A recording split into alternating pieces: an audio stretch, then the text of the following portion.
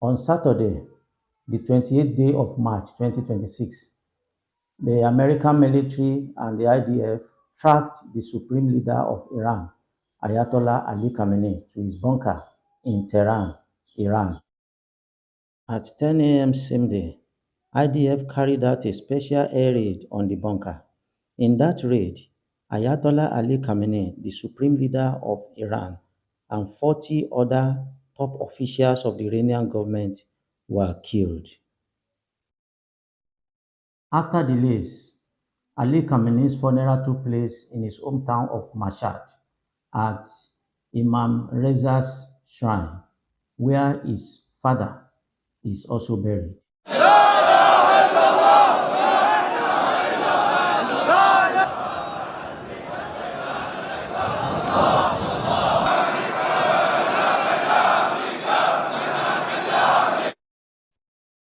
The second son of late Ali Khamenei has been elected by Assembly of Islamic clerics and experts in Iran. Mujtaba Khamenei was born in 1969. The first time he was heard about was during the Iran-Iraq War of the 1980s. He fought in the war as a teenager. When he was 30, he went to seminary. In Iran, if you want to be an Islamic cleric, you have to go to seminary at a tender age. But Mujtaba's case is different. He started seminary at 30. Even right now, he is not among the high-ranking Islamic clerics in Iran. He is in the middle class. Also, someone who is not one of the high-ranking Islamic clerics in Iran cannot become supreme leader. But Iran has bent the rule once again for Mujtaba Khamenei, just as the rule was bent for his father to become supreme leader on June 4, 1989.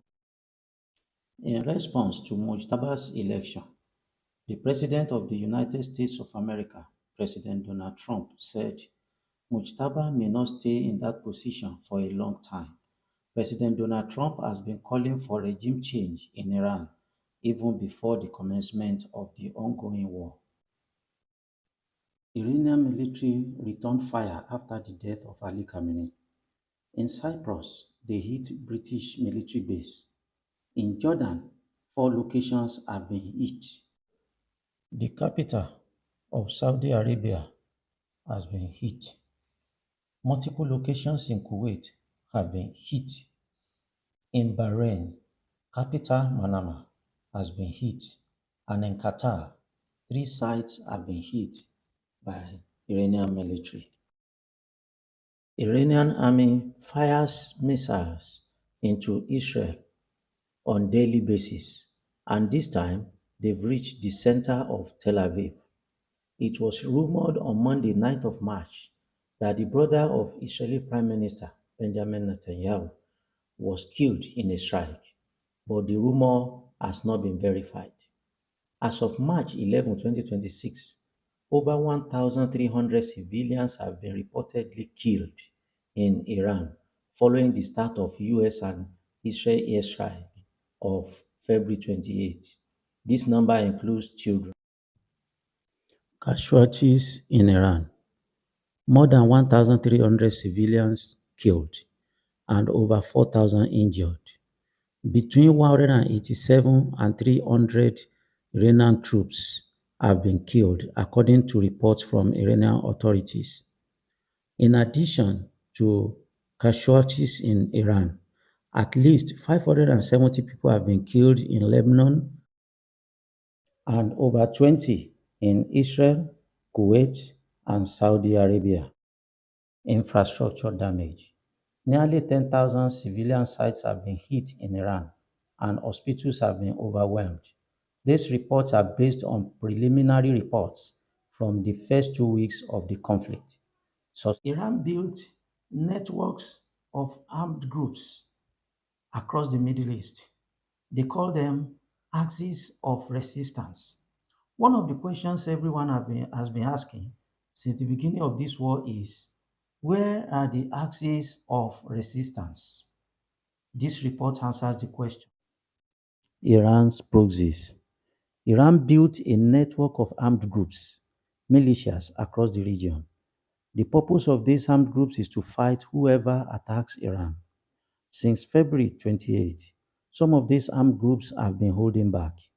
Hezbollah has launched missile attacks toward Israel in the beginning of the war, but Israel's response was immeasurable, pounding Hezbollah's positions, which led to heavy casualties and innumerable displacements. The Shiite militia in Iraq have also stepped into the conflict, launching rockets and drones towards US facilities and Israeli targets. But most of the drones and rockets were intercepted, while others caused limited damages, as the armed group lacks enough capabilities to launch serious attacks toward America. Hamas has been weakened by a prolonged war with Israel. In Yemen, Houthis are one of Iran's most powerful proxies in the region. They have ballistic missiles, long-range drones. They also have control of areas around the Red Sea, one of world's most important sites. But Houthis' senior leaders and weapon depots have been eliminated by US and Israeli bombardments in the past. Attacking US or Israel now could be devastating for them. US Defense Secretary Pete Hegseth says new Supreme Leader of Iran, Mujtaba Khamenei, is in hiding and likely disfigured. He says America and Israel are shooting down and destroying Iran's military capabilities, and more importantly, ensuring that they don't have the ability to rebuild. He said this during a Pentagon briefing. The report also has said that Mujtaba has been the main target of all attacks on Iran since his father's death, and that Iran's leaders have received a phone call from Russia's Vladimir Putin asking them to send Mujtaba to Moscow for medical care and protection from more strikes. As a result of that call, Mujtaba was secretly moved to from Tehran to Moscow last Tuesday. This report is yet to be confirmed. United States of America wants Kharg Island. Why? Taking or destroying Kharg Island is like destroying 90% of Iran's economy. Iran exports 90% of its crude oil through the island. Asia buys crude oil from Iran through this island, and China is the largest buyer. Bombing Kharg Island could seriously escalate the war, as many Asia countries will be affected. America bombed part of the island 5 days ago, but the part that could affect its operation was not affected. Right now, Kharg Island is still in full operation. On Friday, March 13, Iran fired more than 268 ballistic missiles, 15 cruise missiles, and over 1,500 drones at Dubai. More missiles and drones have been fired at Dubai after March 13. Banks who moved their regional headquarters to Dubai are now pulling out. Residents are leaving. Most residents left their pets behind, saying taking their pets along could prolong their travel process. If the escalation continues, Dubai may not be able to revive our economy until a long time. Remember, Dubai has no oil.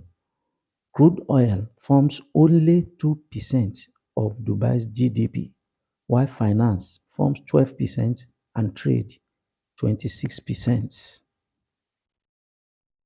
Ali Larijani, one of Iran's most powerful political figures and head of its Supreme National Security Council, was killed during an Israeli airstrike in Iran on the 17th day of March 2026. Larijani's death has been confirmed by Iranian government. Multiple casualties were also confirmed in the strike. President Massoud of Iran has described the death of Larijani as a great loss to Iran. In retaliation, Iran has continued to strike Israel and the Gulf states. Israeli Prime Minister says Larijani's killing is an opportunity for Iranians to overthrow the current regime.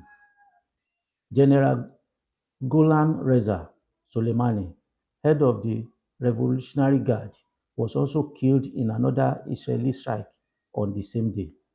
Israel has struck Iran's largest gas field, but yesterday, the President of the United States, President Donald Trump, ordered Israel to stop attacking the gas field.